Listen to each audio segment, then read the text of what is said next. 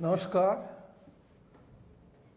Welcome to this fifth day's Swayam Prabha live session for the fourth batch of the colleagues and participants for NEP-PDP Professional Development Program. The program started on 17th October. It will be there up to 25th October. As far as the Swayam Prabha live sessions for this batch, today is the fifth day. We have one more live session because live sessions will be only for 6 days. Tomorrow is the last and sixth day. Today is the fifth day. Friends, the colleague participants are asking what are the various implementational issues, challenges faced by in the implementation of NEP 2020. There are genuine concerns. And then not only in this batch, even the previous batches also, we got a lot of queries, questions related to implementation on various aspects. Naturally,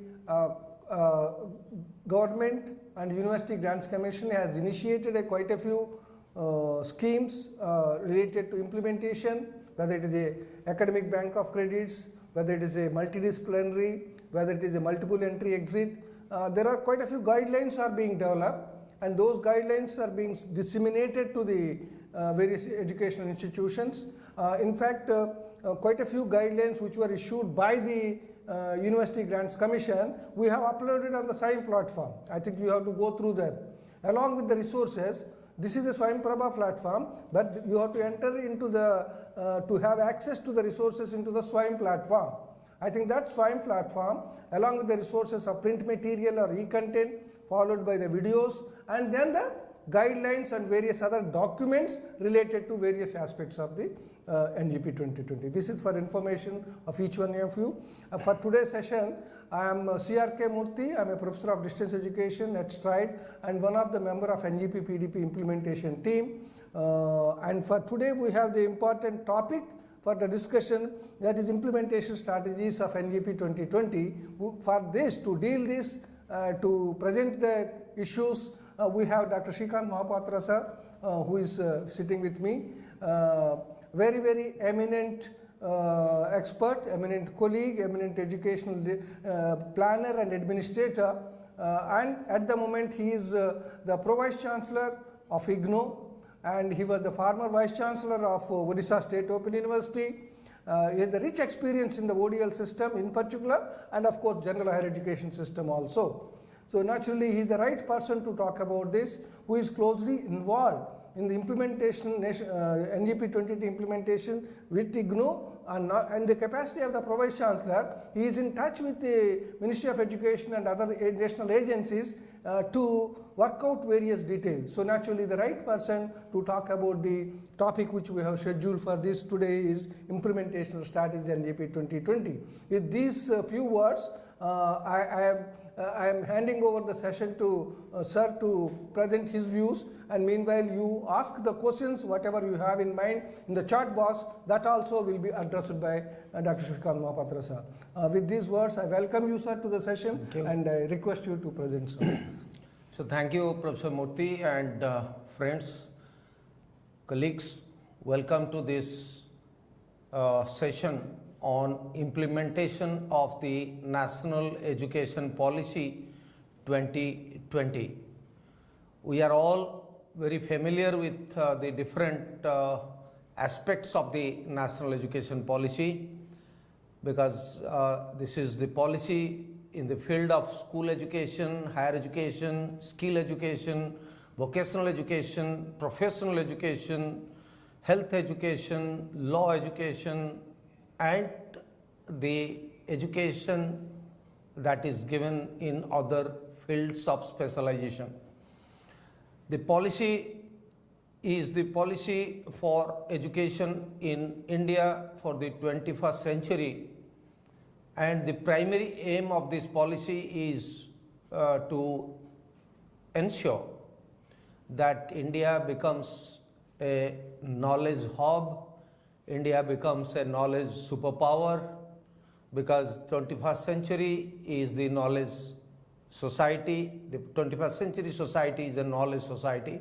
So from a feudal society to an industrial society, we have passed on to a knowledge society, and in this knowledge society, knowledge is power, and the national education policy aims to make India a knowledge superpower. And it also says that since knowledge is power and knowledge is wealth, India will also become an economic power in the days to come. So our economic strength and our superior strength in the field of knowledge creation and knowledge dissemination will go hand in hand, so that India becomes a Vishwaguru.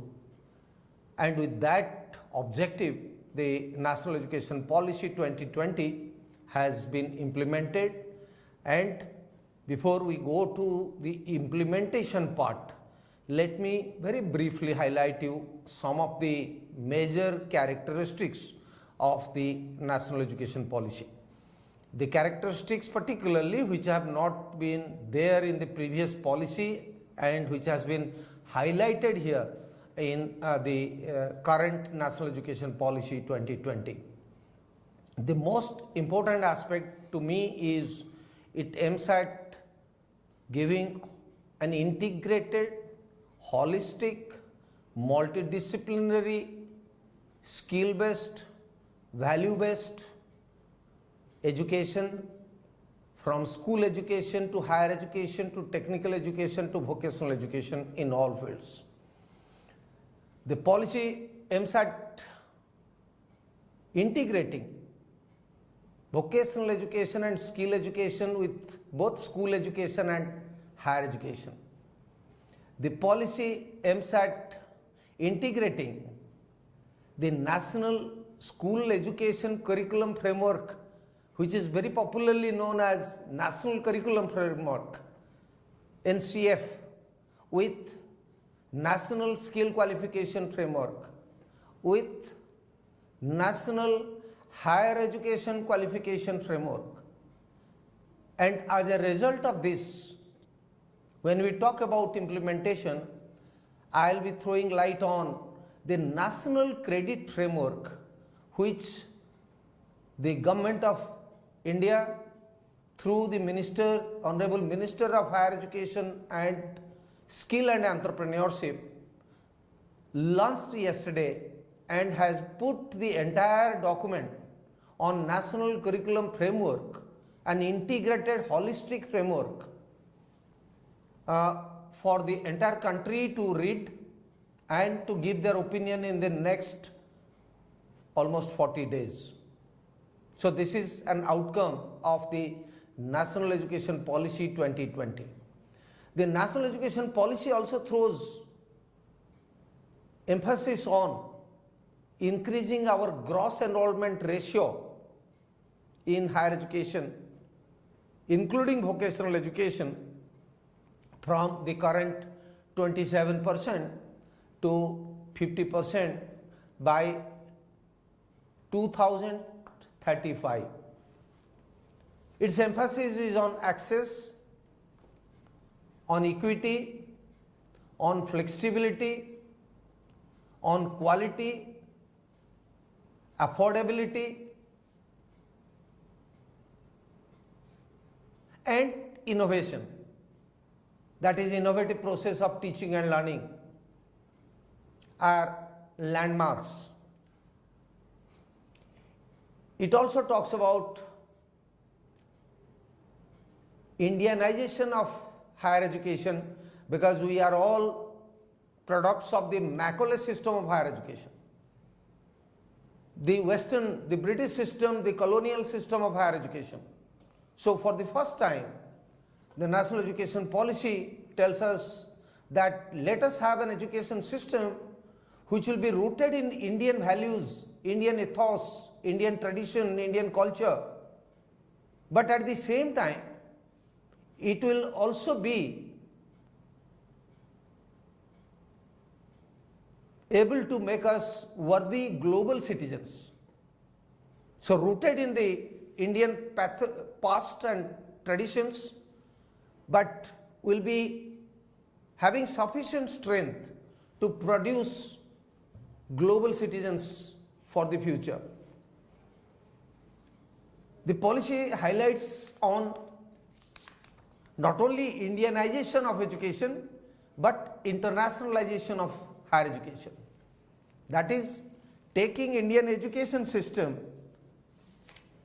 to the global arena, the global scenario, so that good foreign universities will come to India, establish their campuses. Indian universities accredited by NEP and are having positions in the NIRF ranking will get the permission to establish their campuses abroad, and there will be a robust credit transfer framework so that the students from India will have provision for both horizontal mobility and vertical mobility. So जब हम national education policy 2020 के ऊपर बात करते हैं तो हमें ये सब चीज़ों के ऊपर ध्यान रखने पड़ेगा। इम्प्लीमेंटेशन क्या करना है? सो इम्प्लीमेंटेशन जब हम करेंगे तो हमें हमारे gross enrolment ratio, total enrolment जो 18 से 23 उम्र के युवा हैं इस कंट्री में, उनका हायर एजुकेशन का जो एक्सेस है, हायर एजुकेशन में उनका जो दाखिला है, उनका जो पहुंच है, वो कैसे 27% से 50% तक हम बढ़ाएंगे। दूर दराज के क्षेत्र में जो लोग रहते हैं, गांव में जो लोग रहते हैं, जिनके पास हायर एजुकेशन का पहुंच नहीं है, एक्सेस नहीं है, उनके पास कैसे हायर एजुकेशन पहुंचेगा। इंक्लूसिवनेस और इक्विटी बहुत बड़ी चीज है, क्योंकि जो डिप्राइव्ड सेक्शंस हैं, जो शेड्यूल कास्ट हैं, शेड्यूल ट्राइब हैं, जो फिजिकली चैलेंज हैं, वीमेन हैं एंड अदर डिसएडवांटेज कैटेगरी के लोग हैं, उनको कैसे हम हायर एजुकेशन में पहुंचाएंगे। कौशल भित्तिक जो शिक्षा है, वोकेशनल एजुकेशन है, स्किल एजुकेशन है, उसको कैसे हम हायर एजुकेशन के साथ जोड़ेंगे। स्कूल एजुकेशन से हायर एजुकेशन जाने के लिए जो पाथ है, जो रास्ता है, वो कैसे स्मूथ होगा, सो दैट वोकेशनल एजुकेशन से आप आराम से हायर एजुकेशन को जा पाएंगे, स्कूल से वोकेशनल एजुकेशन में जा पाएंगे, वोकेशनल से बैक हायर एजुकेशन को आप पहुंच पाएंगे। और जो पाठ्यक्रम है जिसको स्कूल स्तर में हम नेशनल करिकुलम फ्रेमवर्क के ऊपर आधारित पाठ्यक्रम बोलते हैं, जैसे कि आप लोग जानते हैं नेशनल स्कूल करिकुलम फ्रेमवर्क में 4 स्तर रहता है। एक तो प्री प्राइमरी करिकुलम फ्रेमवर्क, एक स्कूल करिकुलम फ्रेमवर्क, एक टीचर एजुकेशन करिकुलम फ्रेमवर्क है, एक एडल्ट एजुकेशन करिकुलम फ्रेमवर्क है। सो 4 करिकुलम फ्रेमवर्क को लेके हम लगभग उसको नेशनल करिकुलम फ्रेमवर्क कहते हैं। और उसके अलावा हमारे पास national higher education qualification framework भी है, और हमारे पास नेशनल स्किल क्वालिफिकेशन फ्रेमवर्क भी है। सो ये सब जितने फ्रेमवर्क है जो ब्रॉड गाइडलाइंस बनाते हैं, उसको कैसे हम सीमलेस करेंगे, उनके बीच में कैसे समन्वय पैदा करेंगे, उसको कैसे हम इंटीग्रेट करेंगे, ये नेशनल एजुकेशन पॉलिसी का एक मैंडेट है। नेशनल एजुकेशन पॉलिसी भी ये कह रहा है कि जो आपके लर्निंग एनवायरनमेंट है उसको कैसे आप और सुदृढ़ करेंगे, क्वालिटेटिवली बेटर करेंगे। Because your learning environment, optimal learning environment is based on curriculum, pedagogy, student support and assessment. So पूरे जो लर्निंग का इकोसिस्टम है, चाहे वो स्कूल में हो या कौशल शिक्षा में हो या दूर शिक्षा में हो या उच्च शिक्षा में हो, उसके ऊपर आपके करिकुलम, आप किस तरह का करिकुलम बनाते हैं, पेडागोजी क्या यूज करते हैं, पढ़ाने का पद्धति आपका क्या है, आप स्टूडेंट को क्या सुविधा देते हैं, क्या फैसिलिटी देते हैं, स्टूडेंट के पास आप कितना पहुंच पाते हैं और कैसे उसको स्टूडेंट सेंट्रिक, लर्नर सेंट्रिक करते हैं, उसको हम स्टूडेंट सपोर्ट के तौर पर लेते हैं। और जो असेसमेंट है, जो परीक्षा पद्धति है, उसको हम कैसे सुदृढ़ करेंगे, परिवर्तित करेंगे, क्योंकि आज के जो परीक्षा पद्धति है वो परीक्षा पद्धति स्टूडेंट के अंदर क्या कमियां हैं उसको ज्यादातर देखता है। बट आपको उस तरह का एक इवैल्यूएशन सिस्टम डेवलप करना है जो कि स्टूडेंट के स्ट्रेंथ क्या है, लर्निंग आउटकम क्या है, उसके ग्रेजुएट एट्रीब्यूट्स क्या है, उसका चॉइस क्या है, कौन सा कोर्स उसको ज्यादा पसंद है, कौन से कोर्स में उसका स्ट्रेंथ है, उसका ही असेसमेंट होना है। जिसमें उसका वीकनेस है उसका असेसमेंट नहीं होना है, so that the learners will have develop interest in teaching and learning.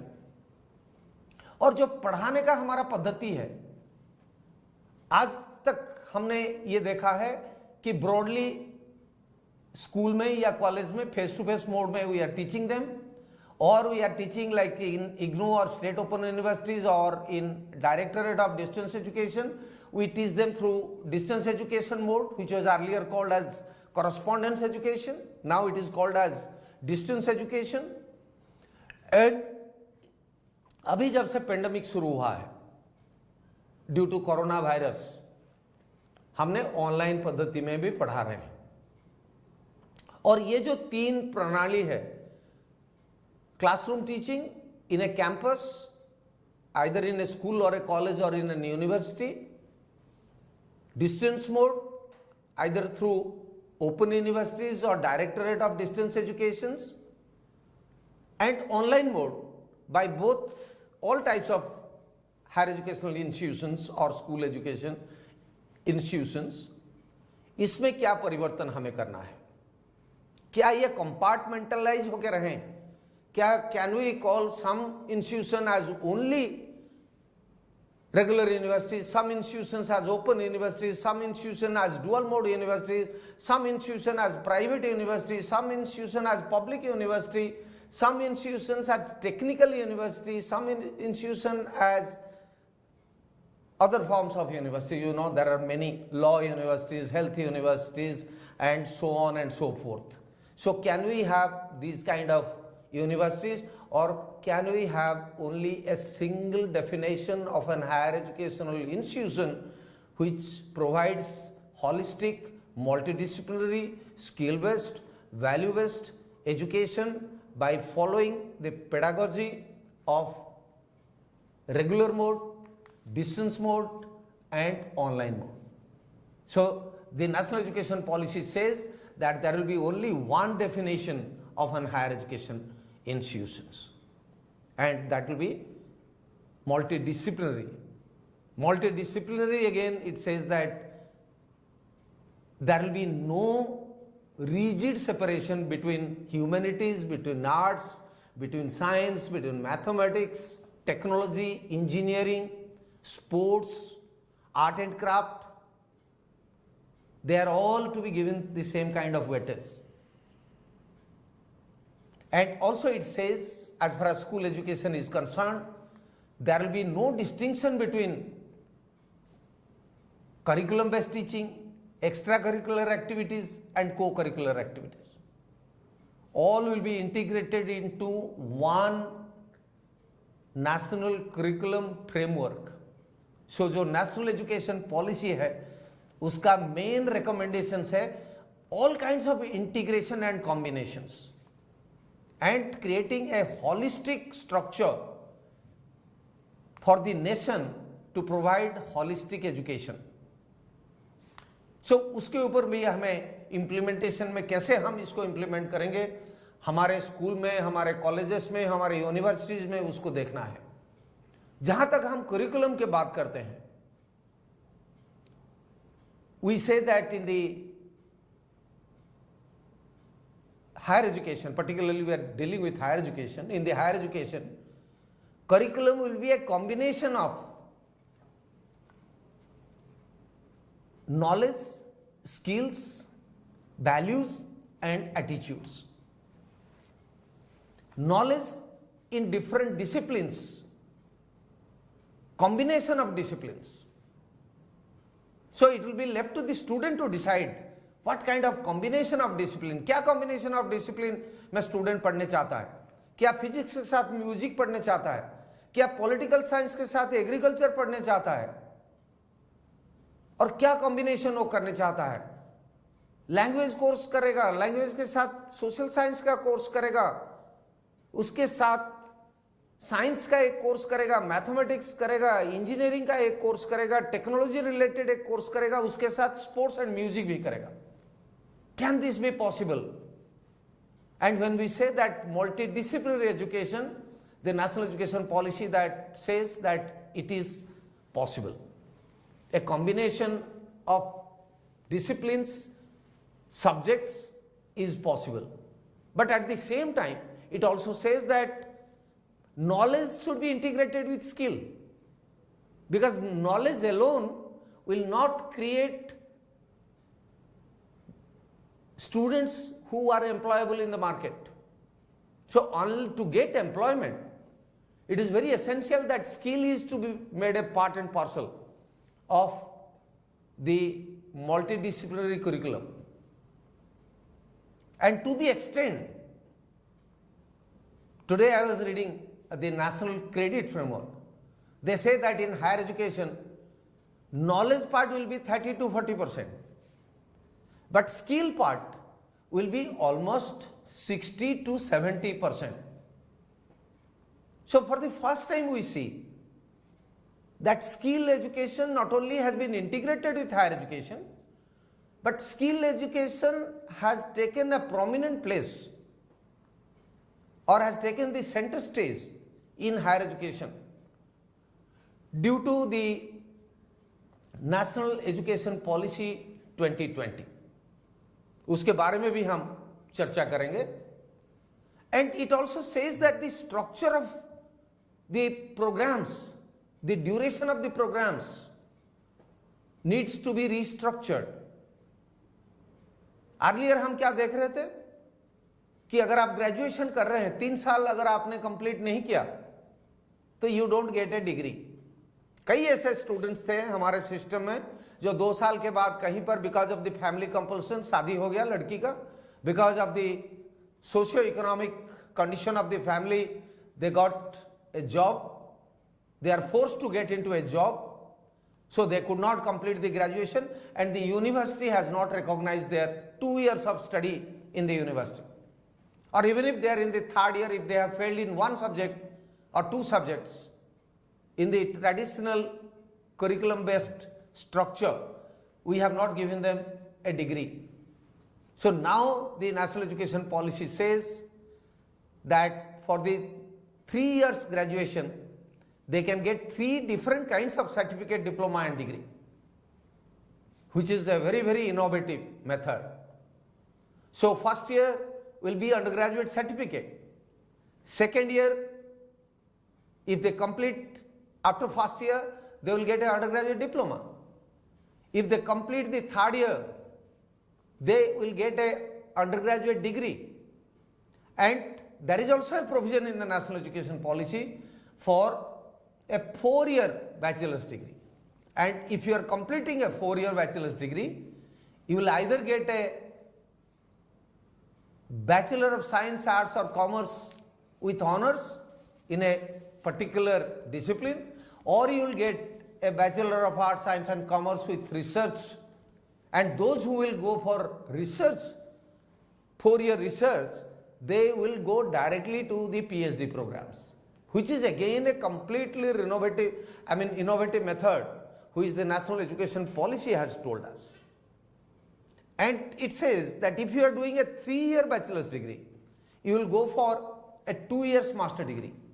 And those who will go for a 4-year bachelor degree with honors or with research, they will go for 1-year master degree. And similarly, in the master degree, it says that if it is a 2 years master degree, if you complete the first year and earn the requisite credits, you will get a postgraduate diploma. And if you complete the 2 years and complete through assessment of all the credits for the 2 years syllabus, then you get a master degree. And beyond the master degree, it says that there is no need of a MPhil. Earlier we are all doing MPhil, and then we are going to PhD. MPhil was almost treated as a pre-PhD research work. So now it says that there is no need for going for MPhil, so MPhil को हटा दिया गया, and there will only be PhD. So these kind of structural changes, curriculum reform, innovativeness in pedagogy, innovativeness in student support, and reform in assessment and evaluation, ये सब national education policy 2020 के माध्यम से हमें करना है. और इसके अलावा इसके साथ जो जुड़े हुए हैं वो क्या है? Multiple entry and multiple exit, ME and ME, multiple entry and multiple exit. अगर आप एडमिशन ले लिए, फर्स्ट ईयर आपने कंप्लीट कर लिया, and you have the compulsion of going for a marriage or going for a job, then you can take a break from the university. Or you can, if you want to pursue your higher studies in another institution, another university, you can take a break from your parent university. आप parent university से break ले सकते हैं, और आप इस undergraduate certificate के वजह से किसी दूसरे यूनिवर्सिटी में जा सकते हैं, एम्प्लॉयमेंट अपॉर्चुनिटी अवेल कर सकते हैं, या किसी को अगर इस तरह का कंपल्सन है शादी करने का तो वो शादी कर सकते हैं. देन आफ्टर 1 year 2 years और a reasonable gap which the university has prescribed, you can come back and pursue your studies. The national education policy says that there has to be a provision for credit transfer. And जब हम implementation का बात करेंगे तो हम आपको बताएंगे कि कैसे 50% क्रेडिट आप जिस यूनिवर्सिटी में एडमिशन लिए हैं वहां से अर्न करेंगे, और बाकी 50% क्रेडिट आप या तो मुक्स कोर्स करके स्वयं प्रभा में there is a provision for earning 40% of the credits. You can go to another university and join an equivalent course and you can earn also 50%. अगर स्वयं प्रभा में जाते हैं तो 40% क्रेडिट अर्न करें, बाकी यूनिवर्सिटी से 10 क्रेडिट अर्न करें, और अपने खुद के यूनिवर्सिटी जहां पर आपने एडमिशन लिया है यू अर्न 50 क्रेडिट्स, और that means 50% of the credits, and your parent university will award you a bachelor's degree by giving recognition to all the credits that you have earn from other institutions. क्योंकि आपके जो credit आप earn करेंगे, चाहे वो अपने parent university से हो, चाहे वो स्वयं प्रभा से हो, स्वयं से हो, ऑनलाइन कोर्सेज से हो, या किसी दूसरे यूनिवर्सिटी से हो, they all will be credited to your account, credit account, and that is called the academic bank of credit. National education policy कह रहा है कि हर स्टूडेंट के लिए there will be an academic bank of credit, and all the credits that you have earned through various types of examination from different institutions and universities will be deposited in the academic bank of credit. जैसे हमारा bank में हमारा पैसा deposit होता है, उस तरह के आप जो क्रेडिट अर्न करेंगे through different institution by doing different courses at the undergraduate level और at the post graduate level, it will be all deposited in the academic bank of credit, और उसके हिसाब से आपको डिग्री अवार्ड किया जाएगा. This is a revolutionary step, जिसके तहत फायदा क्या होगा कि आप सिमलेसली एक इंस्टीट्यूशन से दूसरे इंस्टीट्यूशन को मूव करेंगे. आप कहीं पर चाहे तो आपने पढ़ाई में आप ब्रेक दे सकते हैं, फॉर ए ईयर और 2 you can give a break. आप रेगुलर सिस्टम से ओडीएल सिस्टम को जा सकते हैं टू अर्न सम क्रेडिट. आप ओडीएल सिस्टम से रेगुलर सिस्टम को जा सकते हैं या ऑनलाइन सिस्टम को जा सकते हैं to earn some credits. And the movement of the student horizontally and vertically, both will be possible under the National Education Policy 2020. सो ये जो प्रबंध है, इसके अलावा रिसर्च के ऊपर भी बहुत सारा एम्फासिस है, रीजनल लैंग्वेज के ऊपर बहुत सारा एम्फासिस है, that the colonial mindset of having only English as the method of teaching and learning needs to be immediately stopped. And knowledge can be earned through any language. Language should not be a barrier to acquire knowledge. अगर आप knowledge society create करने चाहते हैं भारतवर्ष में, तो आपको, अगर आप कहेंगे कि हम अंग्रेजी के माध्यम से सिर्फ नॉलेज अर्न करेंगे, ये गलत है। आप नॉलेज किसी भी मदर टंग में आप अर्न कर सकते हैं, नॉलेज एक्वायर कर सकते हैं, अपने रीजनल लैंग्वेज में नॉलेज एक्वायर कर सकते हैं, हिंदी हमारा राष्ट्रभाषा है उसके थ्रू नॉलेज अर्न कर सकते हैं, और जो अंग्रेजी में कंफर्टेबल है वो भी अंग्रेजी में कर सकते हैं। And you can also use a combination of these languages, Hindi language, English language, regional language, to acquire knowledge and also to pass your examinations, whether it is professional examinations. Even कुछ दिन आगे आपको आप पढ़े होंगे कि जो AICTE के इंजीनियरिंग प्रोग्राम है उसमें भी रीजनल लैंग्वेजेस में किताबें छपना शुरू हुआ गया है। मेडिकल साइंस में अभी रीजनल लैंग्वेज में किताबें आना शुरू हो गया है। These are all the byproducts of the national education policy 2020।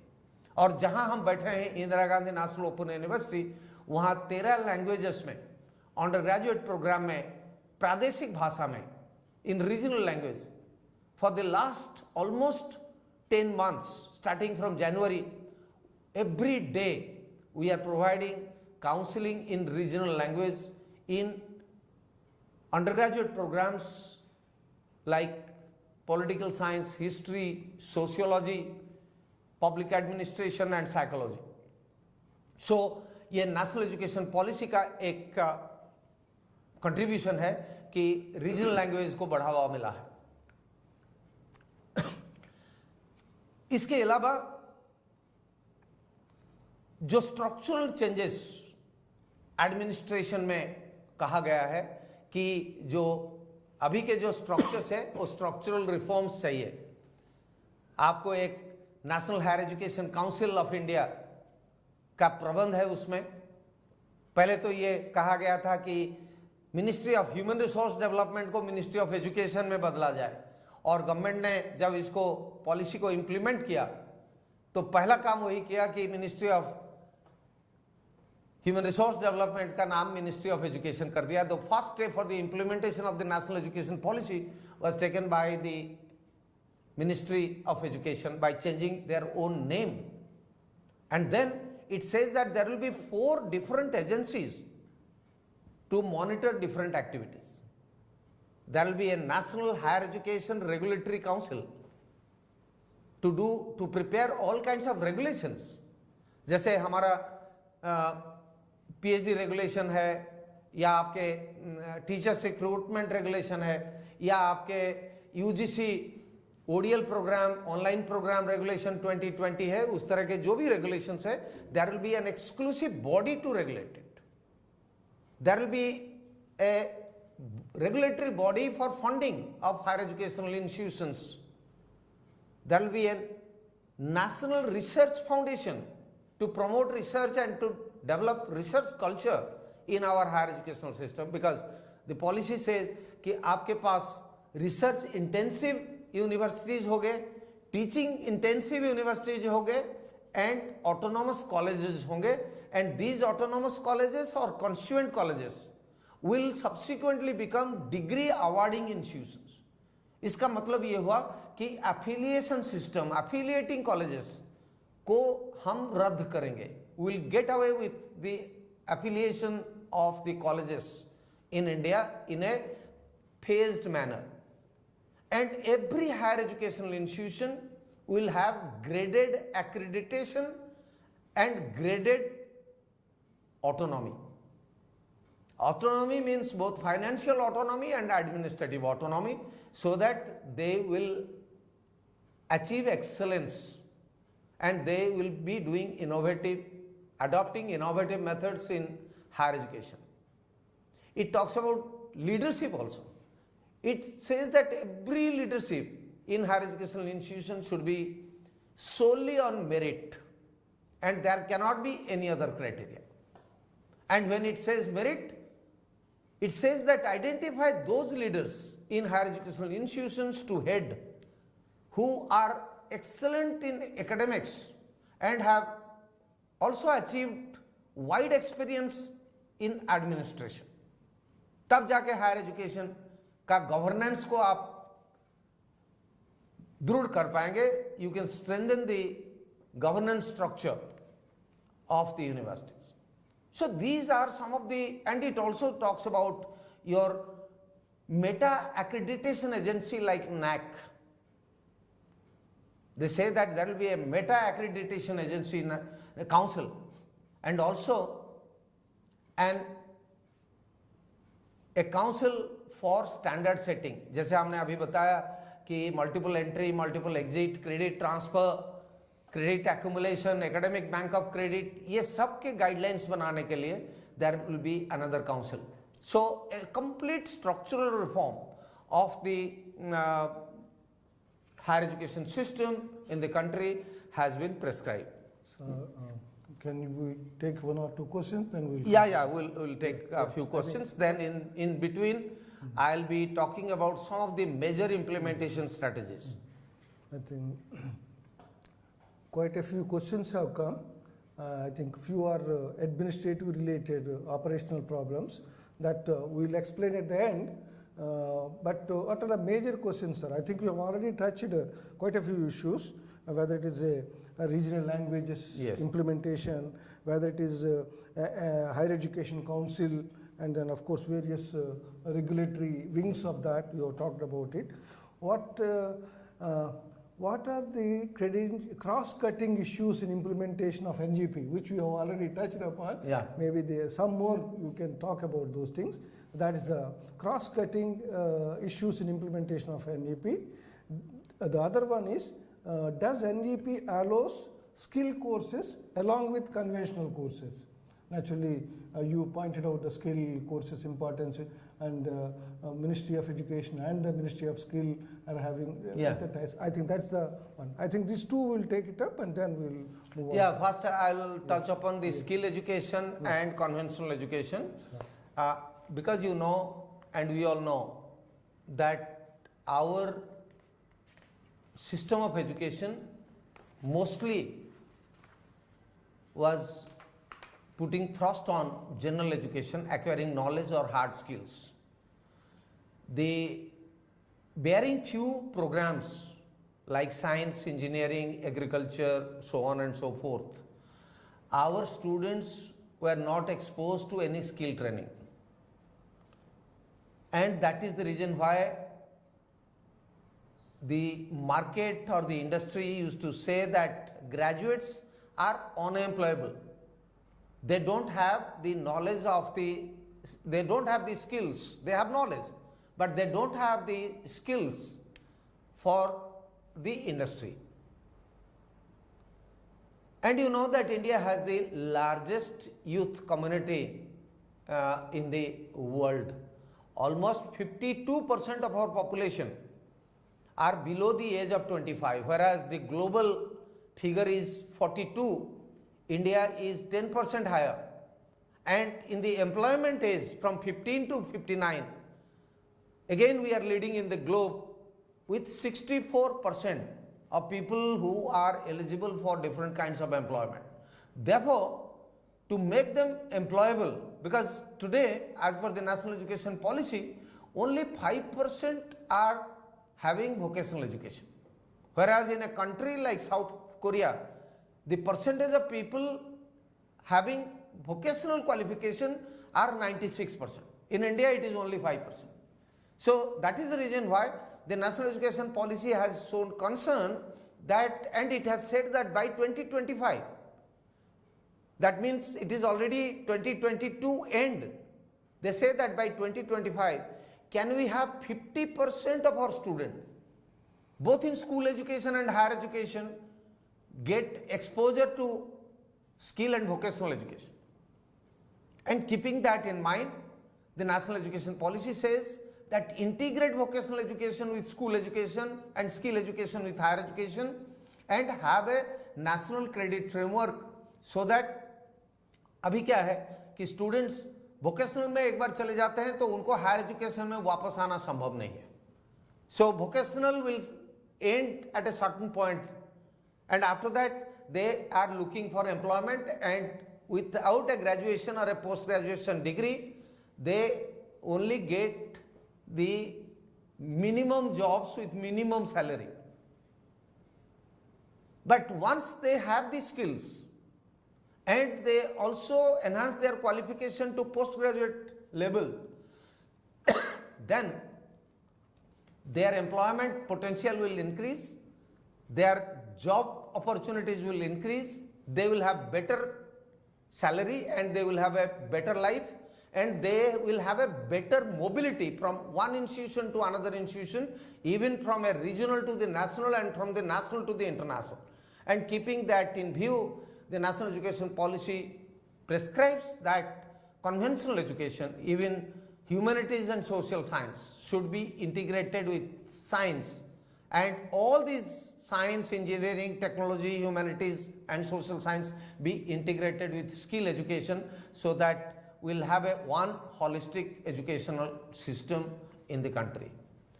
The second question that has been raised is, what are the cutting edge issues in implementation of the national education policy? Friends, please remember that this is a education policy for 2020 to 2040. That means for the next 2 decades. And the policy has prescribed that by next 5 years, next 10 years, next 15 years and next 20 years, the country should achieve these targets. The policy is not saying that immediately you do this. You gradually, in a phased manner, in a graded manner, the policy needs to be implemented, so that by the end year, that is 2040, all these things that we are talking about will be achieved. But in between, the policy also says, as I have said, that GER should be 50% by 2035. Exposure to skill education and vocational education and higher education should be by 50% by 2025. So all these are prescriptions. Therefore, the policy says that every institution will have an institutional development plan. Every institution will have a strategic plan for the implementation of the National Education Policy 2020. आप target fix कीजिए, जिस हिसाब से NEP ने target fix किया है, institution should also fix target that by this date I'll have multiple entry, multiple exit, I'll make provision for dual degree, I'll make provision of a 4-year degree program. All these have to be fixed and all these are to be reflected in the institutional development plans. I think IDPs, which each institution has to. Each institution has to have an institutional development plan. Every institution cannot do all the things at one go. Yes. And they have to prioritize and then plan it. Sir, one more thing, any specific directions in NEP to issue, to raise the quality of PhD and the application of PhDs, knowledge of PhDs to the society at large? It's what is mainly the quality of the and relevance to the societal needs. That's one.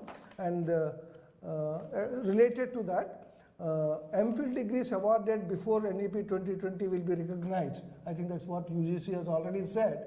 No more MPhil degrees, but I think earlier degrees will be implemented. I think these are the 2 main things. Then we'll move to that. See, as far as PhD degrees are concerned, you know, and I have emphasized that in the beginning of my talk, that quality is the hallmark of national education policy. If it is talking about access, equity, GER, flexibility, affordability, it is emphasizing on quality. And quality in every sphere of study, from school education to vocational education to skill education to higher education, leading to PhD. So therefore, the policy is very, very clear and has given directions to ensure quality. And how quality can be ensured has also been prescribed, because it says that you develop a culture of research in this country. It highlights for a national research foundation in the country. It says that you give a 4-year degree in research and the students should have research culture at the undergraduate level. In the earlier policy, there was hardly any prescription for research at the undergraduate level. And not only that, the policy also says that from the middle school level onwards, critical thinking, problem solving, which are leading to better quality of research, should be part of the national curriculum framework.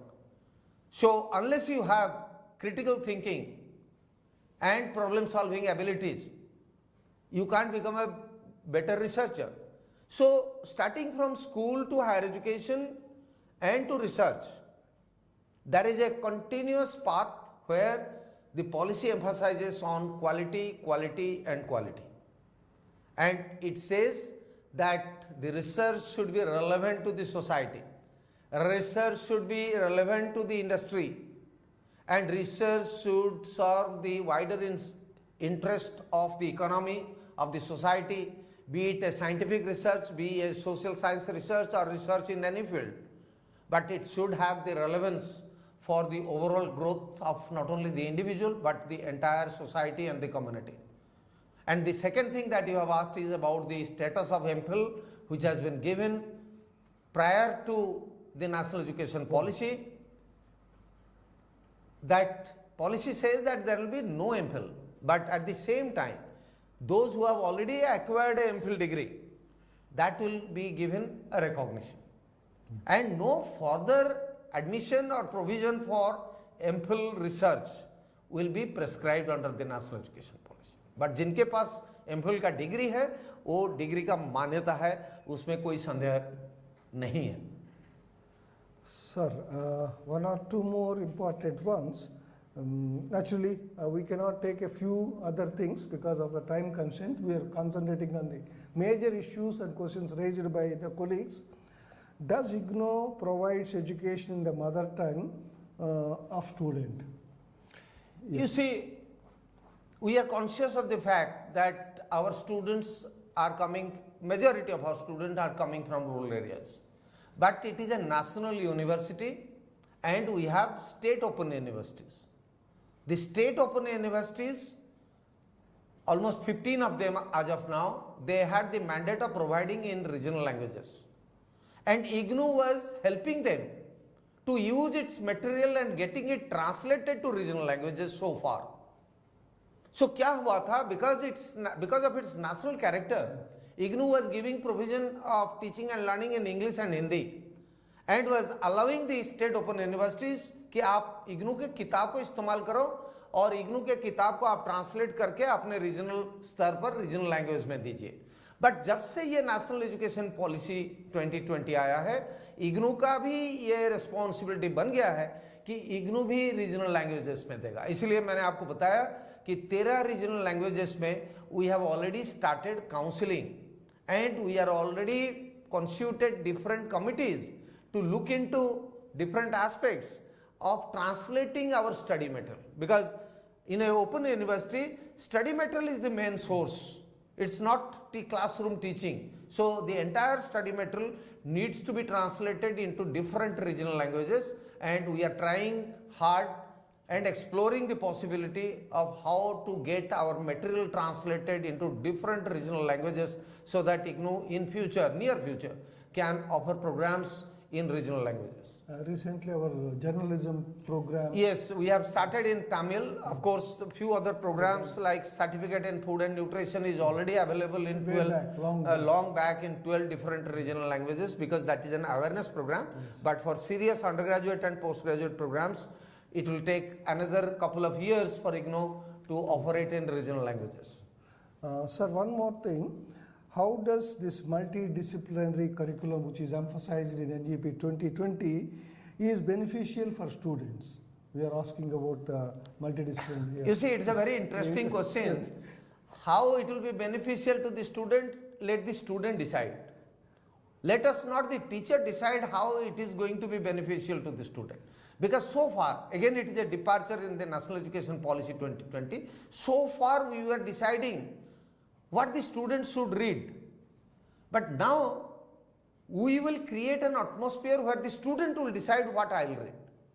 So you give them a wide choice of multidisciplinary programs and give him the choice to decide what he or she wants to study.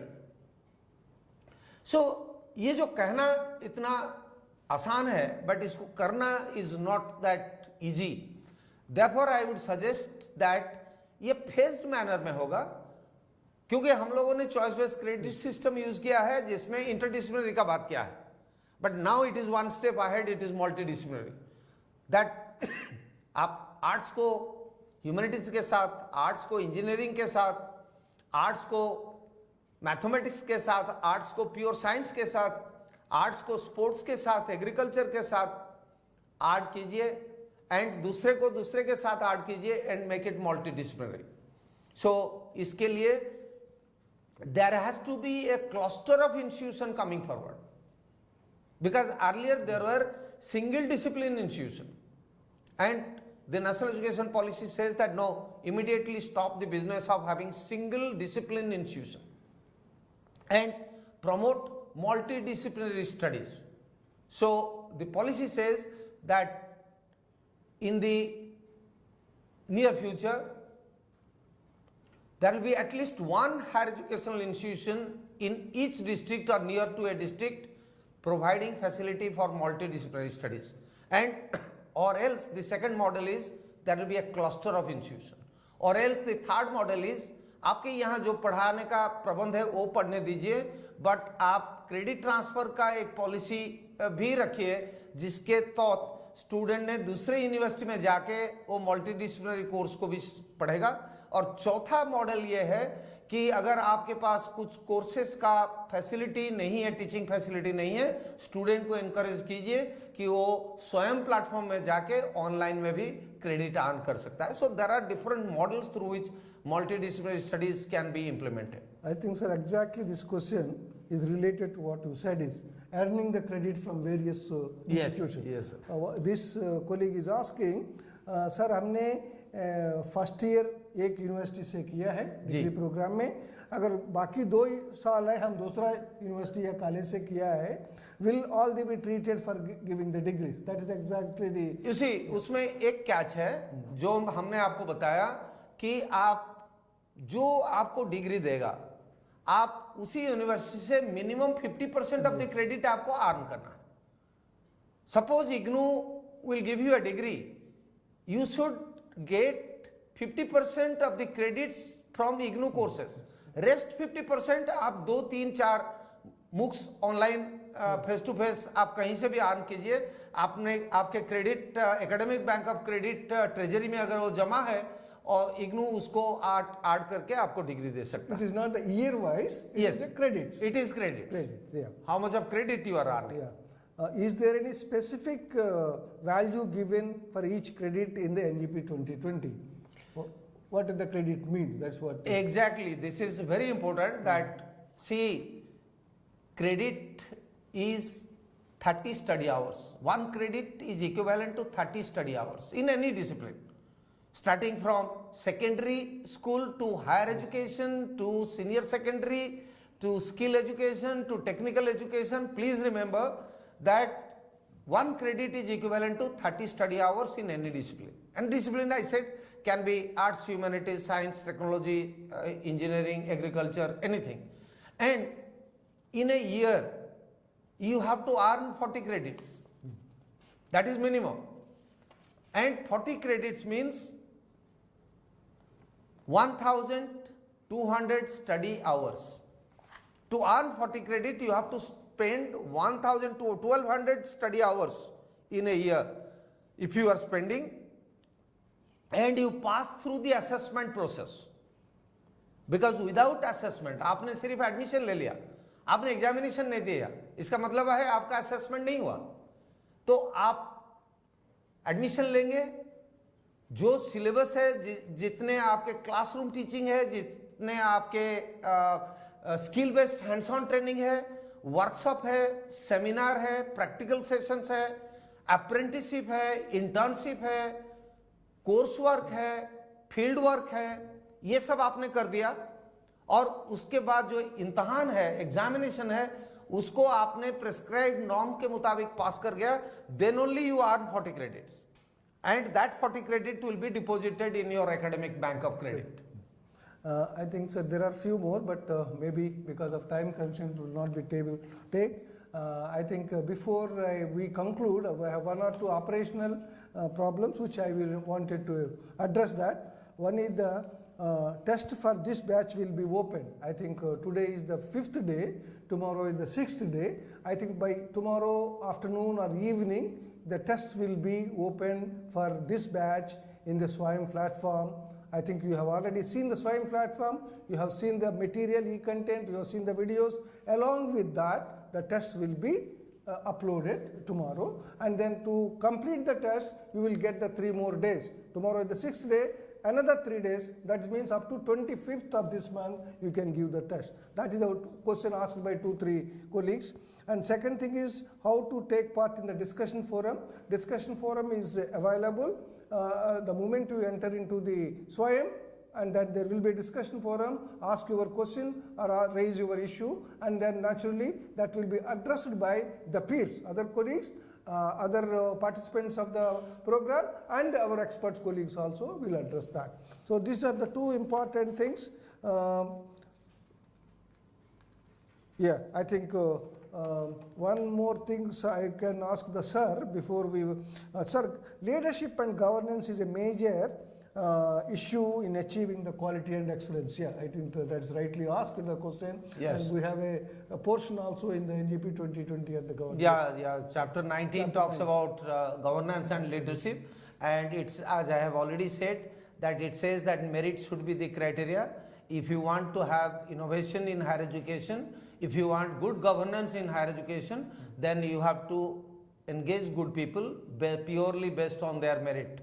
And it also says that every higher educational institution will have graded accreditation and graded autonomy. And for graded accreditation and graded autonomy, the governing council, the board of governors of the institution will have more autonomy and more power, and they will have the power not only to approve the institutional development plan, but they will have the power to run the higher educational institution as per the IDP, and they will be the appointing authority for the institution, and outside interference in the higher educational institution will be virtually eliminated so that innovation, excellence and quality in higher educational institution can be ensured through good governance and good leadership. Thank you, sir, for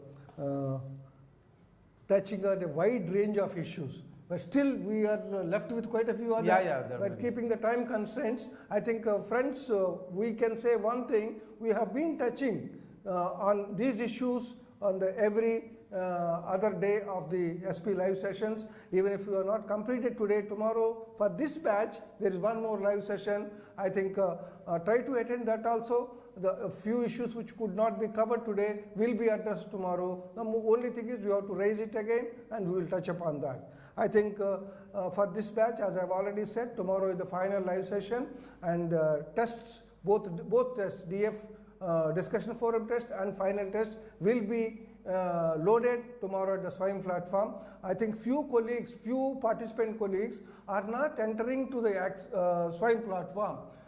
This is a SWAYAM Prabha is a different platform only for the purpose of the live session and interaction based on the chart. So, but actual resources for this particular program is available on the SWAYAM, where the link is already given. The welcome message of this batch, which you received on the day 1, where the link for the SWAYAM is explained. Please go back, look into that, operate the link, open the link, and you will have access to the lot of rich resources, e-content, video programs, and as I said, the guidelines of various.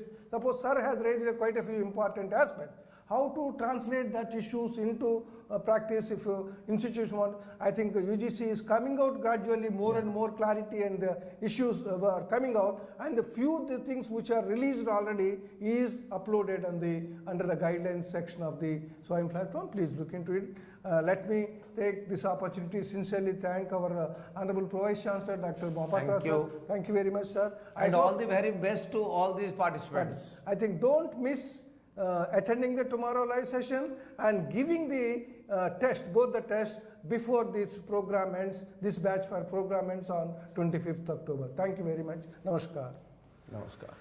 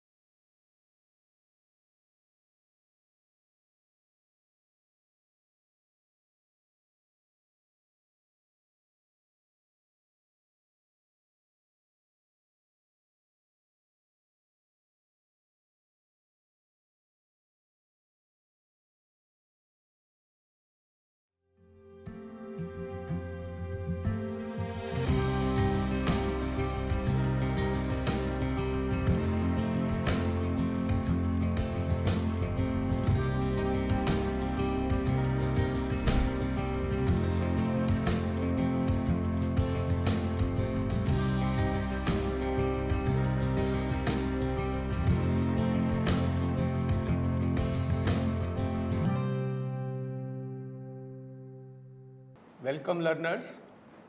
Today we are going to talk about the perspectives relating to multidisciplinary education and also how it is going to affect our learning space.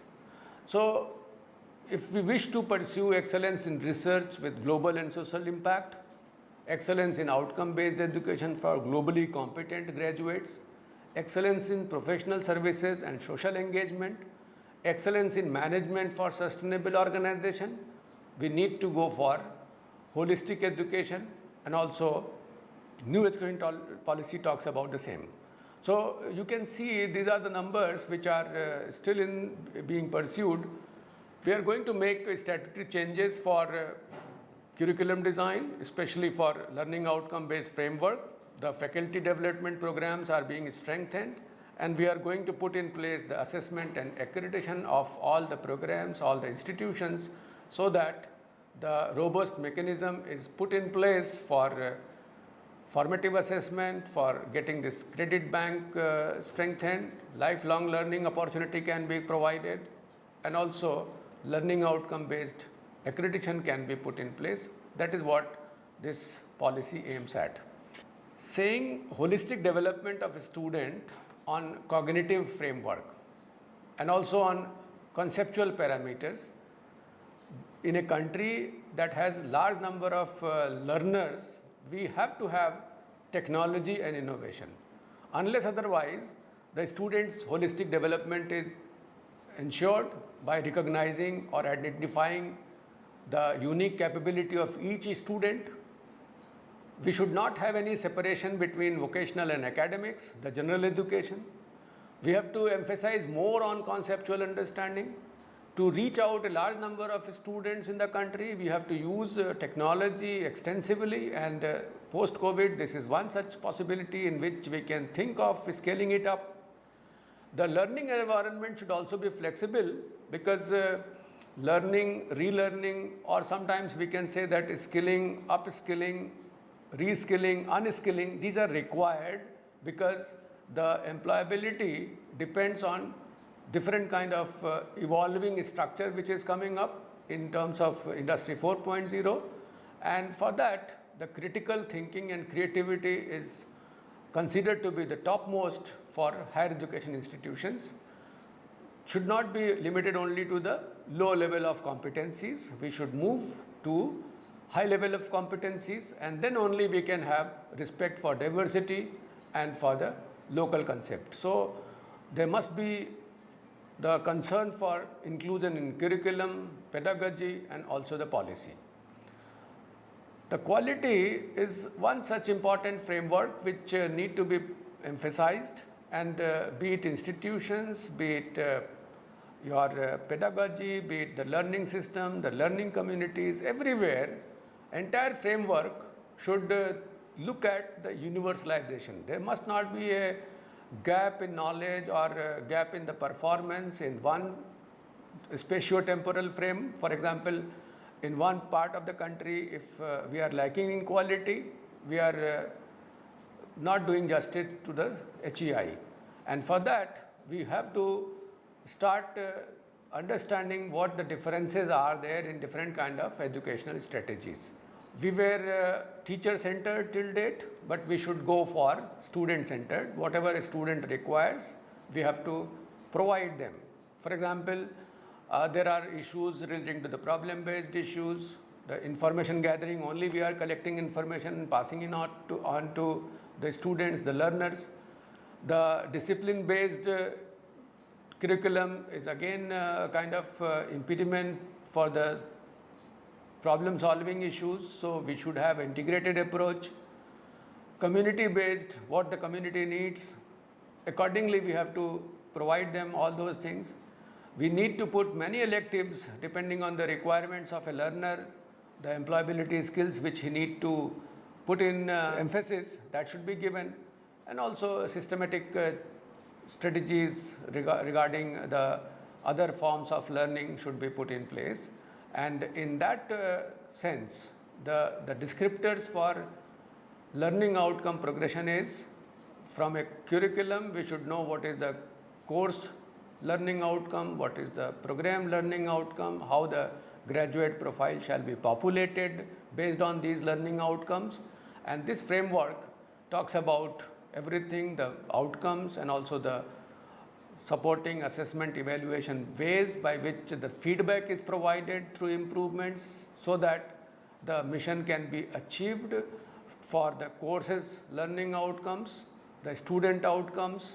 If we clearly define what is the program outcome, what is the course outcome, and they are assessed, not summative assessment, but by way of formative assessment, the student can improve and student can move towards the higher level of competencies, and this is what is required, for which the continual quality improvement is a must.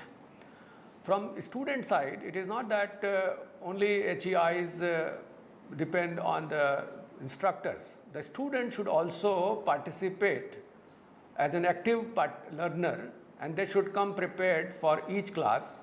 So for that, the flipped classroom can be an opportunity for them, so that beforehand they have gone through the video lectures or the material, and then they are clearing the doubt inside the class, or they are discussing the things from the perspective of high level of competencies instead of going for the rote learning.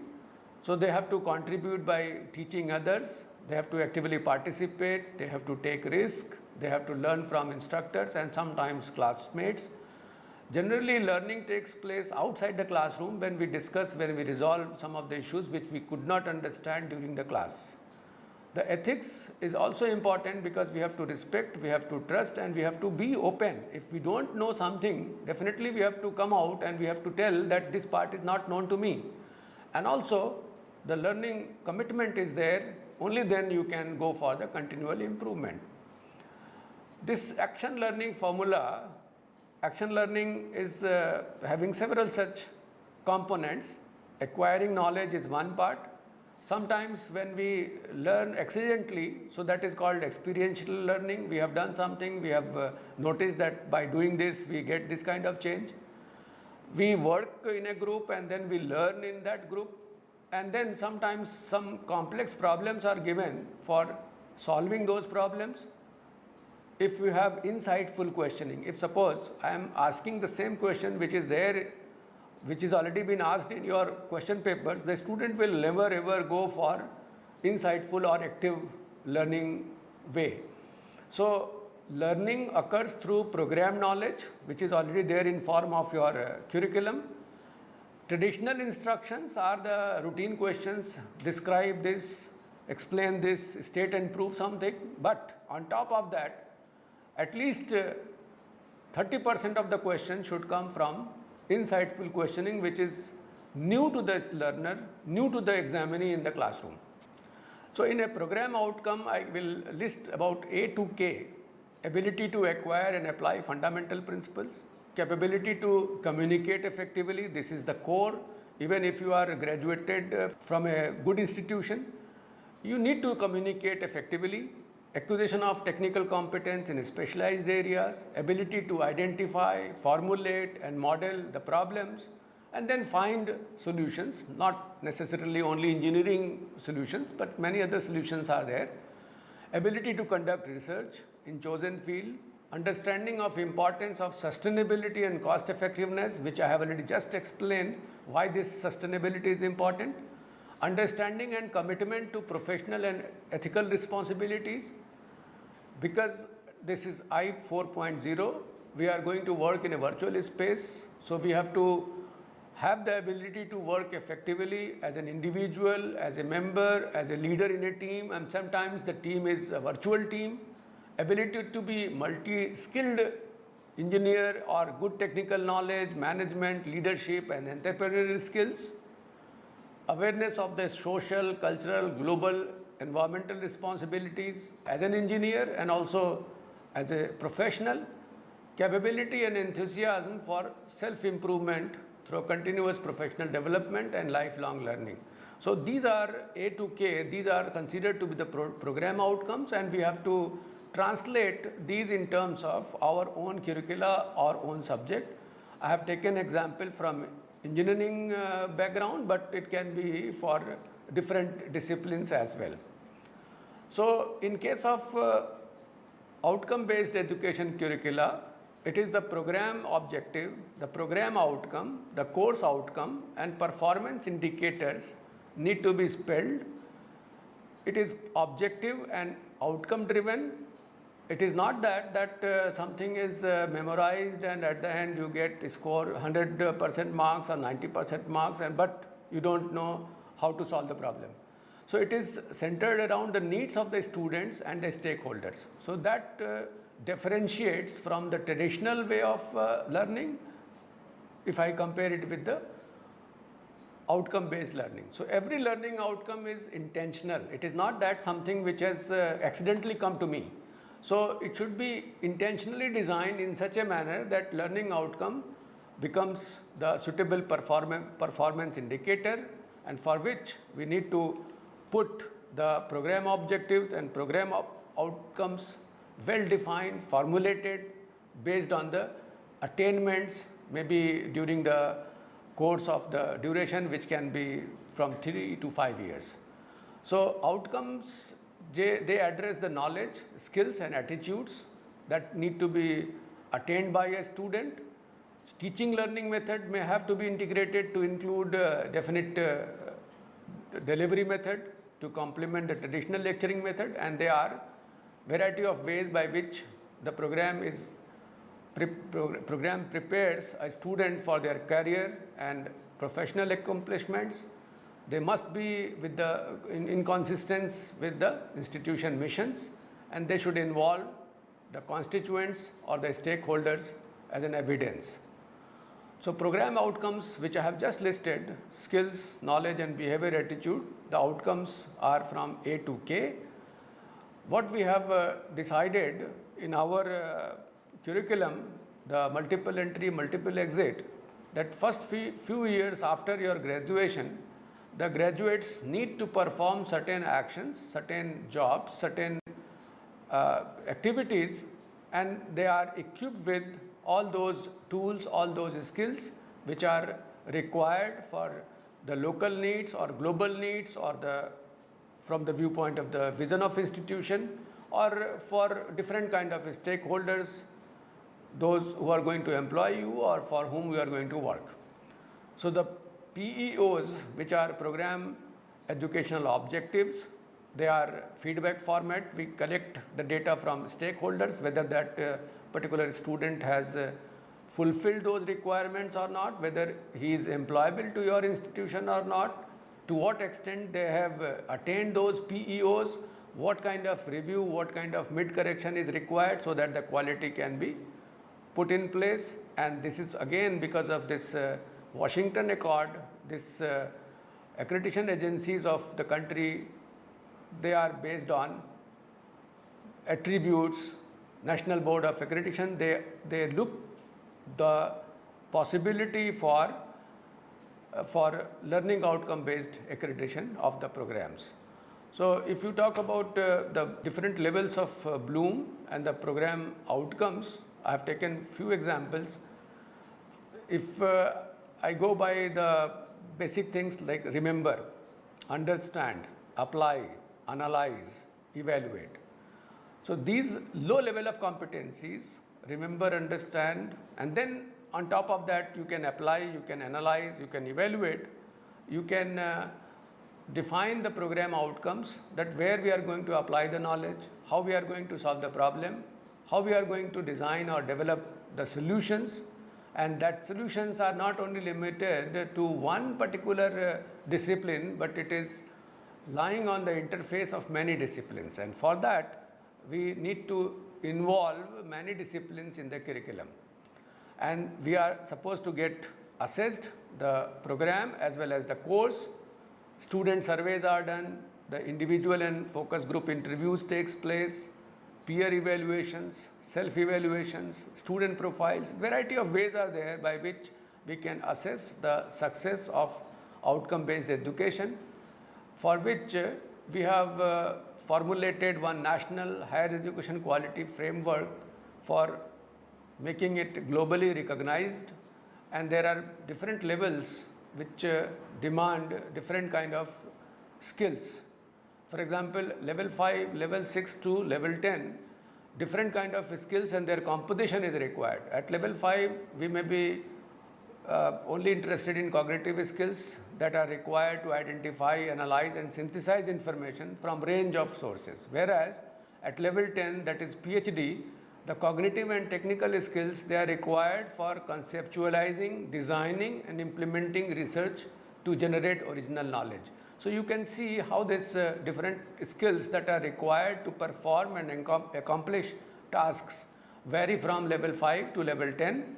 And if it comes to the definition of the qualification which you'll be getting at different levels, so level 5 means UG certificate, which is 1 year duration, number of semesters may be 2. So that is what is prescribed and that is going to be implemented as National Higher Education Quality Framework. 6 is UG diploma, 7 is the degree which you get, bachelor's degree, honors or research, then 8 PG diploma, 9 is master's degree, and 10, level 10 is doctoral degree. So the conventional degree 10 plus 2 plus 3, after that we used to had this BSc of 3 years, MSc of 2 years and PhD of at least 3 years, that has been given or split for different entry and exit, for which the credit requirements are also prescribed. The type of qualification and the credit requirements for different levels is also described, and this is entry, exit, re-entry and lateral entry kind of thing, in which after entering into higher education institution, after level 5 you can exit, after level 6 you can also exit, and there is a possibility at entry again at 5 level through different verticals. If you are coming from a vocational education stream, if you are coming from a skills framework, you can get inducted into general education and vice versa. So that is what the framework prescribes you, and the efforts are being made to synchronize the skill quality framework with higher education quality framework, how they are going to get in sync, so that from one vertical to other vertical people can move, people can acquire some skills, can get some general education coursework from a university, from an institution, and the importance shall also be given to vocationalization of education, in which the practice-based curriculum, the mapping of local opportunities, courses to be offered through open distance mode, and exposure to all the vocational education can also be given to different learners. Lok Vidya, many of the things are there as a treasure in our cultural system, which we do not know how to use that Lok Vidya. That will also be made accessible to the students. The skill framework, which I have just given a framework by which we can have a lateral induction from one set of education system, from a skill framework to vocational to general education, that is also a possibility. And vocational craft, that is internship opportunity for any student who is in grade 6 to 8. They can go for different kind of vocations, be it carpenter, gardener, potters, artists. The idea behind this kind of integration is that we take a degree. Suppose I have graduated in physics, but I do not know how to change the bulb, how to make simple corrections in our electrical circuitry. So that is sometimes ridiculous, and that part need to be addressed. If I have trained somebody, have given some degree, so that graduate should justify, should be capable of having all those skills which are needed to resolve a problem which are there beforehand. So this is a schematic in which you can see, which is in the form of regulation issued by UGC, and you can see the three verticals which are there: the skills, vocational, and general education. So we have given importance to prior knowledge. So recognition of prior knowledge is there. Some quality packs are being developed, so that if you have acquired some vocational skill, vocational education from somewhere, or you have a skill education, you have got something, or you are knowing something from your past experience, that can be counted, and you can laterally get inducted into the general education system. I have given the credit details and also the hours which are required, years which are required for getting those credits, so that you can get at least something in your hand after completing 1 year, 2 year, 3 year, 4 year, which are in terms of level 5, 6, 7, 8, 9, 10. Way outcome based accreditation is why it is required, because we have to have our employable people, employable student from the perspective of global citizen. So the globalization has brought in a clear shift from education as transmission of expert knowledge to education as building learner competencies, for which learning to learn and keep learning across your entire life. So again I will repeat that learning, relearning, sometimes unlearning, and that is possible if you can skill yourself, you can upskill yourself, you can reskill yourself. So these are some of the things which need to be put in place in such a manner that entire of your lifelong learning activity, you can enjoy the learning things and also contributing to economic value in a meaningful way. To conclude, I will cite one such quote from Honorable APJ Abdul Kalam, the President of India. He wrote in his Vision to Mission in 2003 that I am not interested in listening to 100 ways by which it cannot be done. Can you tell me one way in which it can be done?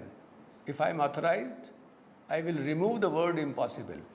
So a student after graduating, what he should learn, that he should remove the word impossible from his dictionary, and that is only possible if he has trained his mind in such a manner that he is looking for a solution, not for an excuse that I cannot solve this problem because I was not taught in my class or it was not in my curriculum. So that should not happen, and That is only possible if we have this holistic education, and in which we have to swim, which we have to dive, not as a learner but also as a teacher, as a stakeholder of higher education system, in which you have to take part in your world, and that world is education system, higher education system in the country.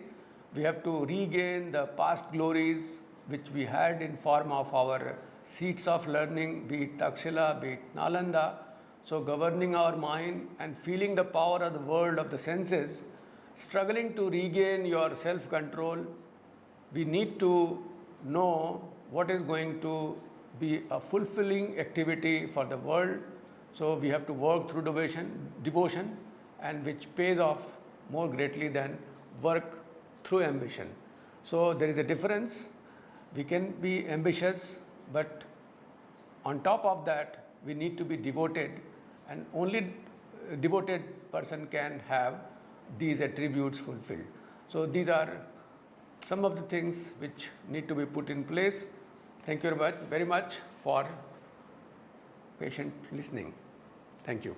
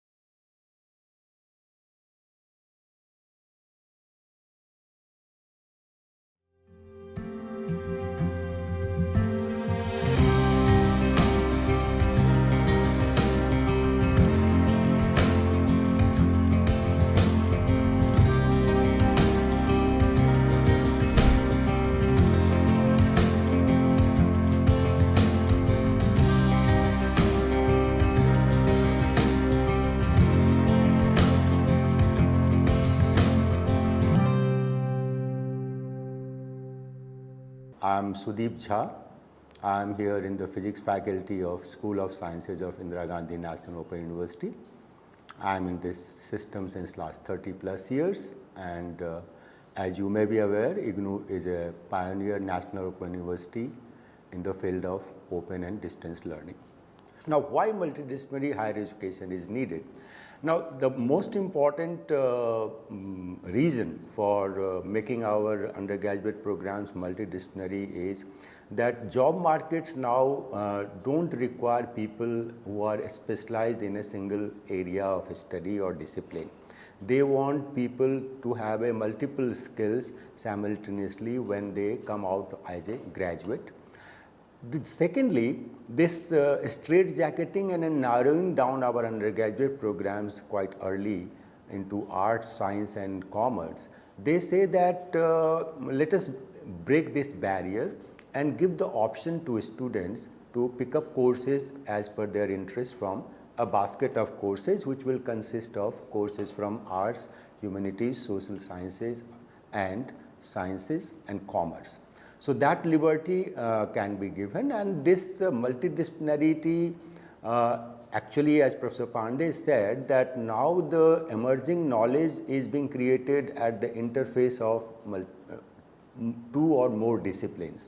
Pure disciplines research is of course there, but the societal demand is such that two or more disciplines have to work together to solve the emerging problems of the society.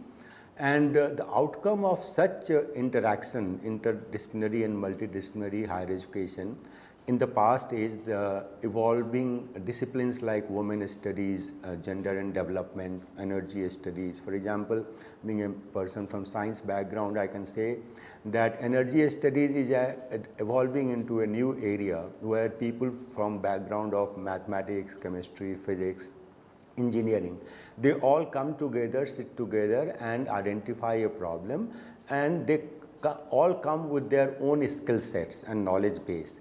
So that kind of an interaction has given rise to new disciplines like energy studies, public policy, Asian studies, Canadian studies, etc. So the whole idea is that the higher education should be essentially aimed toward solving the problems of the society rather than just for the sake of acquiring knowledge in itself. So with this objective in mind, the NEP puts a very high priority to multidisciplinary higher education. Now the point here is, as a teacher you will know that okay, that's fine, I do agree, I accept the arguments in favor of making our higher education multidisciplinary. Then next question will be, what will be the implication of making our higher education multidisciplinary? Now there are implications on various fronts. First is the institutional implication. As I mentioned, that institutional implications is that universities and colleges have to become multidisciplinary rather than unitary. What is the implication for a teacher?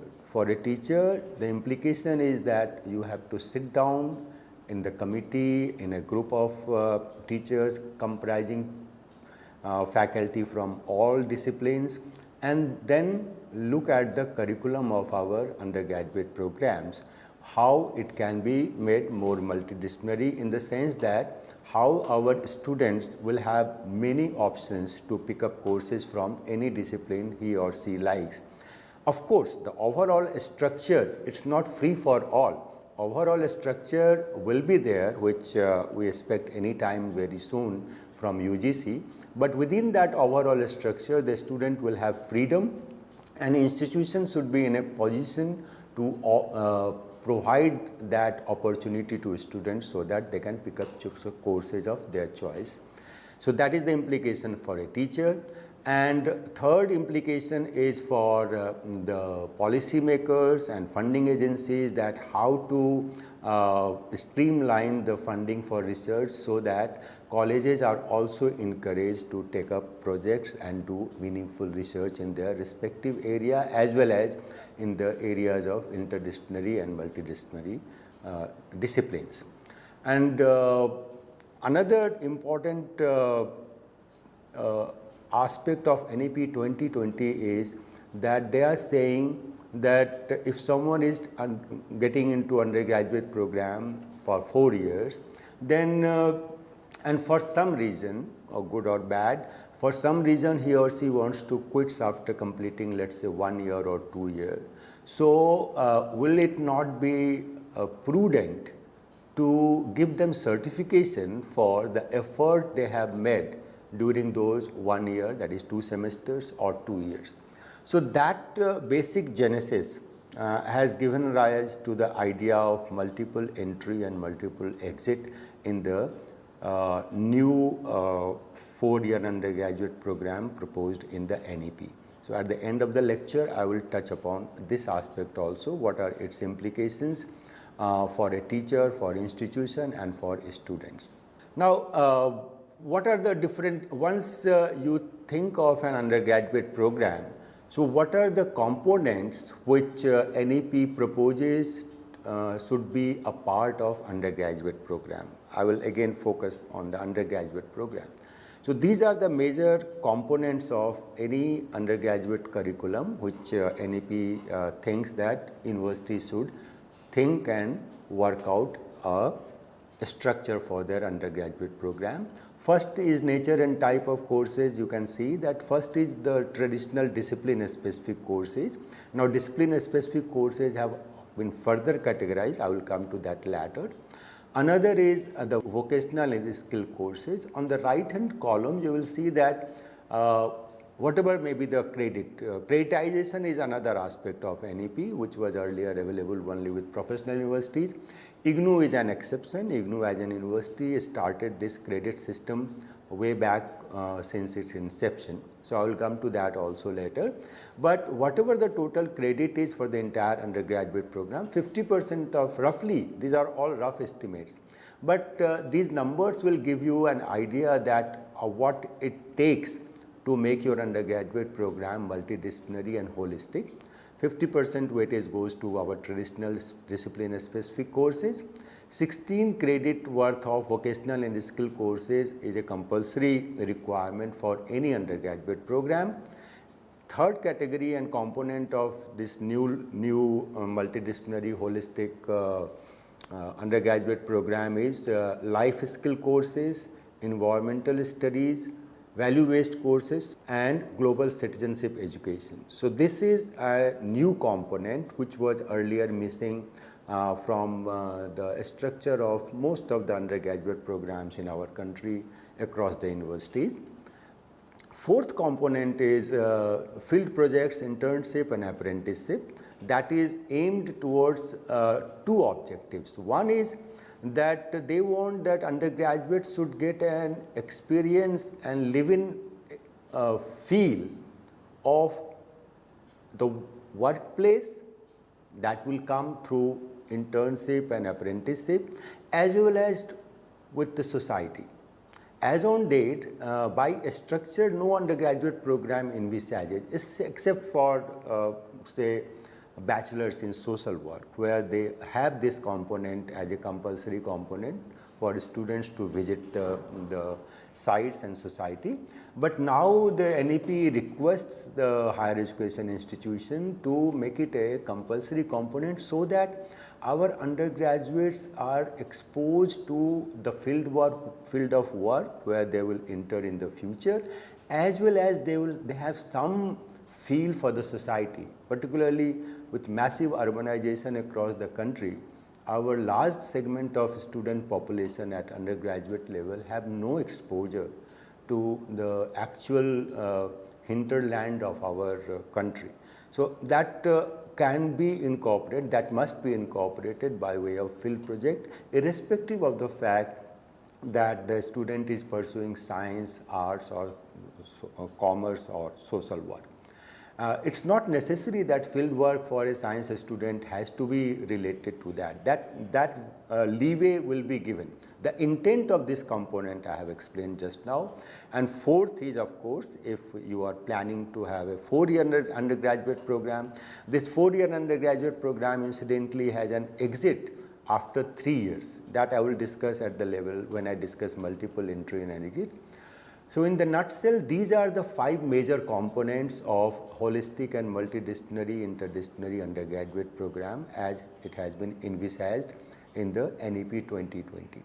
As a follow-up to NEP 2020 policy document, there had been certain draft documents from UGC. So this listing I have culled out from those draft documents. The final document is still awaited. I hope it should become very soon. But these major components are the NEP vision, which has been translated into a kind of a document for discussion among teachers and higher education policy makers. So the next is what is the typical structure? And now this slide is important because what they say that don't ask students to decide on what disciplines they want to study on the very first day of their admission, right? What they say that let first 3 semesters be an open house kind of a thing. Let students study courses from different disciplines and different areas, and let them have exposure to certain compulsory courses in humanities and social sciences and sciences, some basic courses on mathematical and computational thinking analysis, creative expressions, vocational education. Now once they are done with this, and at the end of 3 semesters, that is 1.5 years, then ask them that what are the disciplines you liked, you feel more comfortable about, and you would like to major in a discipline.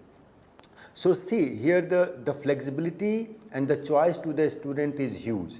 Once he or she has spent 3 years, 1.5 years, sorry, with the institution, then only he or she has to make up his or her mind that what disciplines now they will like to study in detail, meaning thereby they will like to have more credits in that discipline. And that comes at the stage of 4th, 5th and 6th semester.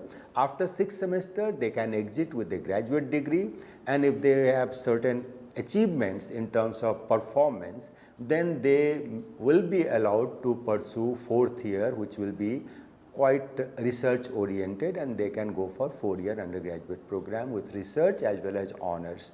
So honors and research degrees will not be open to one and all, depending upon your performance in the past 6 semesters. You will be either allowed or given an honorable exit with an undergraduate degree in your hand with minor and major disciplines. Now, these are little complex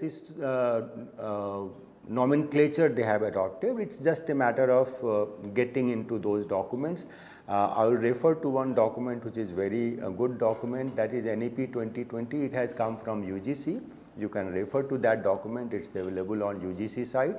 Another equally important document in the light of restructuring the curricula of 4-year undergraduate program in the light of NEP 2020 is National Higher Education Qualification Framework. This is another document from UGC. So these 2 documents are quite important, and they give you some feel about the thinking which is going on to translate the vision of NEP 2020 into a real concrete structure of 4-year undergraduate program. UGC is working on it. These are draft documents. I think you must, and the final will not be diametrically different from what is there in the draft. So you can refer to these documents. This will give you some idea. They have categorized the discipline-specific courses into 4 categories: discipline major core, discipline major elective, and then the interdisciplinary major core, interdisciplinary major elective, and discipline minor courses. So for a discipline, suppose you are a teacher of history or physics, then your concern here is that you will have to think in terms of having some major courses as per the credit requirement and some minor courses from your discipline. And that will be for someone who is planning to study from 4th semester to 6th semesters and onwards your discipline. So that minimum number of credits, the courses are to be designed for getting into the 4-year undergraduate program structure. Now, IGNOU as an institution had these ideas way back, and our bachelor's degree program, and since IGNOU is a national open university and large number of state open universities have come after IGNOU came into being and it started its bachelor's degree program, the very name you will see that IGNOU did not start with BA, BCom, BSc. IGNOU started with bachelor's degree program. So the name itself indicates that we were conscious of the fact that students should be given more liberty, and apart from giving them basket of courses from various disciplines, two other important components of our bachelor's degree program was some foundation courses. Foundation courses essentially meant that compulsory courses, and in that category languages, foundation course in humanities and social sciences and science and technology. These were mandatory of all the three streams, whether they are going to pursue BA or BCom or BSc. So that notion of having some, as it is envisaged in first 3 semesters in the previous slide I was discussing, IGNOU had this in the form of foundation courses. And third, regarding employability and skill training, we had this application-oriented courses, which was also compulsory. One has to take at least certain credits, whether he or she is pursuing BA, BCom or BSc, from a basket of application-oriented courses. And these application-oriented courses were coming from different schools. See, the IGNOU was in a advantageous position because as on date we have around 21 schools of studies in the same campus, but even when we started we had around 11-12 schools of studies on the campus. So these basket of courses in application oriented courses as well as development of foundation courses, it was not the outcome of a single school. Foundation courses were developed with the interaction and coming together of teachers from different schools.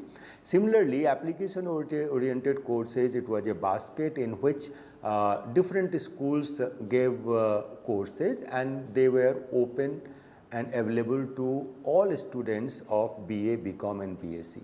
So the very name gives you an idea that this whole idea of giving choices and giving multidisciplinary undergraduate program to students in a limited way, because there's life skills and field internship, those were not the compulsory components in our earlier BDP program, but it was definitely one step closer to what has been envisioned in our NEP-2020.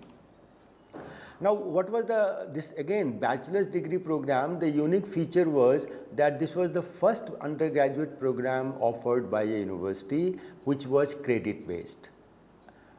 Credit system, as you may be aware, in our country was essentially the domain of technical universities, primarily IITs and professional IIMs maybe.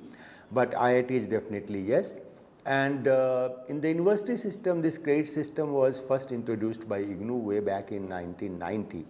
Now, with the coming of NEP, the entire undergraduate program across the university are credit based. In fact, this credit concept has come into university system of normal undergraduate program a few years back in 2014-15. When this choice-based credit system came into being, and undergraduate programs were designed accordingly. But in case of IGNOU, it was from day one our undergraduate program, and for that matter all our programs were credit-based. And in terms of giving choices to students, it was compulsory that a student has to study minimum 2 disciplines, and there was no bar as such, but they can study up to 4 disciplines. In terms of making our undergraduate holistic, we incorporated foundation courses, as I mentioned in the previous slide. For employability, it was addressed by making AOC compulsory for all students to take. And all open and distance learning programs are very flexible in terms of space and time. And formative assessment. Assessment is another important component. I think you will recall from Professor Pandey's graph, which says that understanding is very poor, but the pass percentage is high, and that constitutes almost 50% of our undergraduates. So that's a cause of concern on which teachers have to ponder that how to make assessment a true certification of the competence of the learner. So in that regard, making formative assessment an integral component of assessment was also initiated by IGNOU from its inception in undergraduate and all other programs offered by the university. Now CBCS, it came 2014. That was another major restructuring of undergraduate program. But it is just a comparative thing. Now that NEP is going to give us a new curricular structure for undergraduate program, there is no need of going into the details. CBCS is not going to last for very long unless we have, by the time this 4-year undergraduate program is in place. But speaking from IGNOU's point of view, we found that CBCS was quite restrictive compared to our earlier BDP program in terms of choice of courses, and then BA, BCom, BSc were treated differently. For BSc, CBCS expects that you have to study 3 disciplines. For BA, it was only 2 disciplines. Then generic courses is a little ambiguous. There is no clarity what is intended to be achieved by generic courses. And for 3 years duration, you have honors program also, and BA, BCom, BSc General also with different credits. And skill courses have been there, but there is no clarity that what is the intent and how one should develop skill courses, what learning outcomes are expected of the skill courses. But that's besides the point, because CBCS is going to go very soon. Now, if you map the courses, then you say that you will find that our IGNOU's program, first 3 components were already there in one form or the other, but the last 2 components were not there, and therein lies the challenge for open and distance learning. All institutions, whether it is dual mode institution or exclusive open and distance learning institution, incorporating last 2 components of 4-year undergraduate program as envisaged in NEP is going to be a challenge. Why? Because ODL, by its very structure and nature, handles large numbers. And unlike conventional face-to-face teaching institution where there is a definition of teacher-student ratio, in ODL system, unfortunately, that definition is yet to come, because the core faculty is normally quite low, and we teach with the help of large group of teachers across the country in higher education system who work on our behalf as academic counselors. So the challenge is to incorporate these 2 4th and 5th component in the undergraduate program through ODL as per the NEP 2020. So these are the issues I will highlight for ODL institutions when they look for implementing the vision of NEP 2020 to make their programs multidisciplinary and interdisciplinary.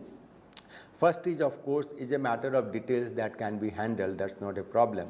The problem will be, for example, the enrollment in IGNOU undergraduate program, annual enrollment in IGNOU is roughly 12 lakhs. So out of those 12 lakhs, roughly 60 to 70% students are enrolled in our undergraduate programs.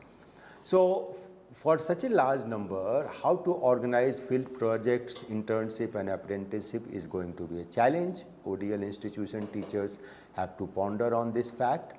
And then next challenging thing is that with such a small core faculty, how are you going to go for a 4th year in bachelor's degree where you need to have a substantial component of research, which needs a very close interaction between a student and a teacher to make it a meaningful research project or research training.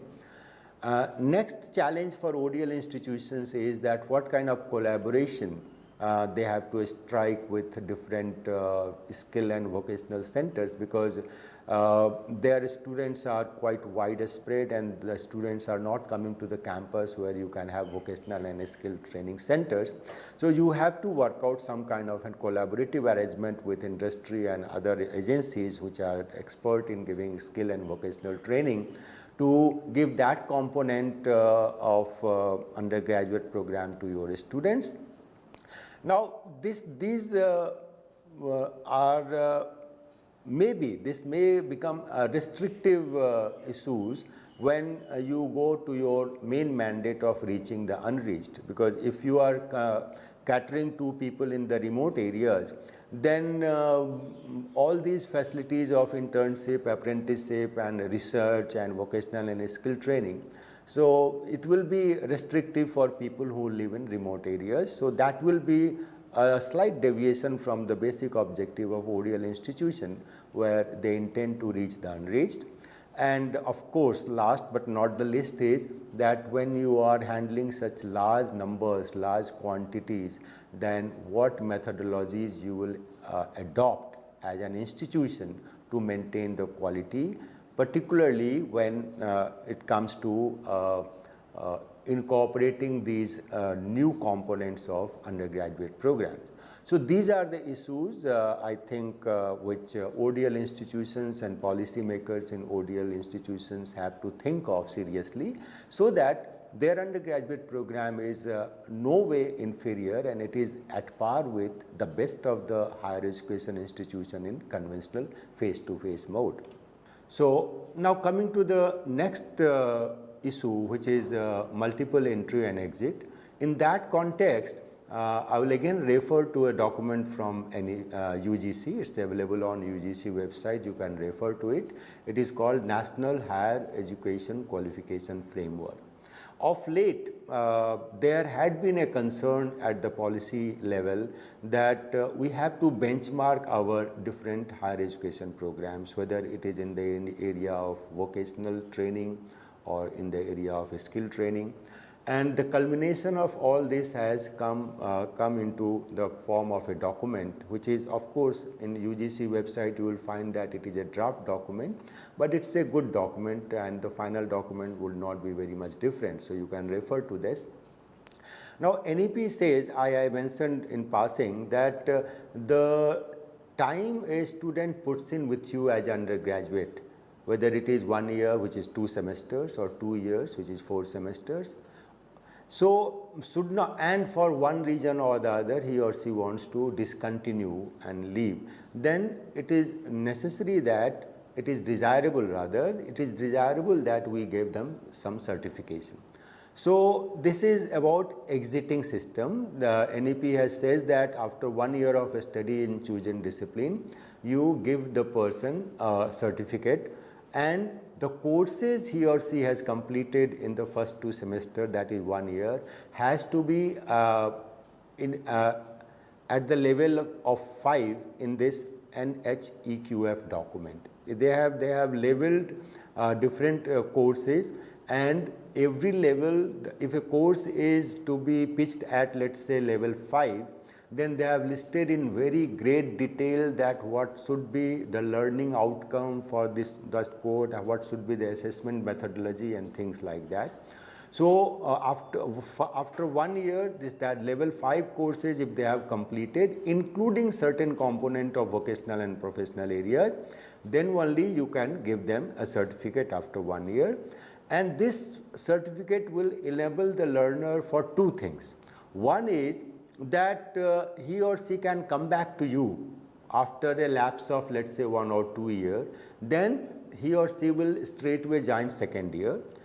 And second is that he or she can go to any other university also and tell them that I have done this certificate, so give me admission to the second year of your undergraduate program. So that will be the freedom to students with this scheme when it is implemented in our higher education system. Same holds true for after completion of 2 years, he or she will be given diploma, and the courses have to be in tune with what is expected in this document at level 6 courses. And after completion of 3 years, the student will get a bachelor's degree, and the levels have to be commensurate with the level 7 courses of this document, National Higher Education Qualification Framework. And 4 years bachelor's will have 2 streams, and they both are to have level 8 courses. One can go towards course based honors degree, and another can go towards research based 4-year degree. So all these both the streams in the 4th year, one will lead to honors degree, another will lead to a bachelor's degree with research. And all the courses in the fourth year has to be at the level 8 of this document I am referring to. So now this multiple entry exit essentially recognizes the fact that effort a student has made must be awarded, that is one.